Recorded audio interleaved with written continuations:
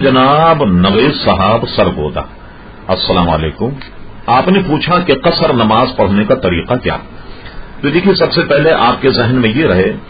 کہ قصر کے معنی ہیں چھوٹا کرنا یا کم کرنا۔ ہم اگر مسافرین ہوں تو قصر نماز کا طریقہ یہ ہے کہ ہر 4 رکعت والی نماز جو ہے وہ ہم 2 رکعت پڑھیں گے۔ مثلا ظہر، عصر، عشاء، یہ ہم 4 کے بجائے 2 پڑھیں گے۔ مغرب کی پوری 3 پڑھیں گے اور اس کے ساتھ سنتیں بھی ادا کریں گے، سنتیں بھی پڑھیں، اور وتر کی بھی 3 رکعتیں جو ہیں وہ بھی پڑھیں گے۔ اس کا طریقہ یہ ہے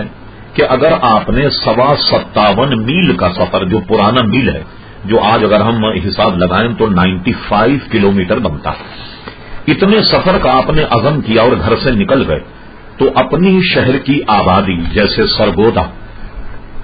عرف میں جسے سرگودا کہتے ہیں، جب آپ سرگودا کی آبادی سے نکل گئے تو اب آپ پر قصر نماز پڑھنا ضروری ہو جائے گا، اگرچہ آپ ابھی 57 میل کے فاصلے پر نہ پہنچے، لیکن اتنا قصد یعنی اتنے سفر کا آپ نے ارادہ کر لیا۔ یہ بھی ذہن میں رہے کہ جب سفر کرنے کے بعد پورے سفر میں تو آپ مسافر رہیں گے، نماز قصر پڑھیں گے، لیکن جب آپ کہیں پہنچ جائیں گے، اگر آپ نے وہاں پہنچ کر مکمل اسی شہر میں 15 دن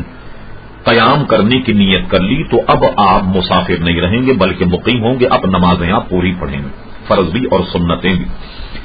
اگر آپ مسافر ہیں اور کسی مقیم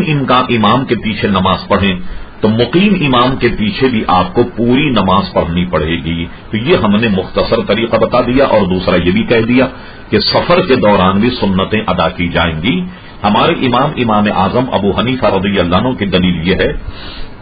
کہ نبی کریم صلی اللہ علیہ وسلم فتح مکہ میں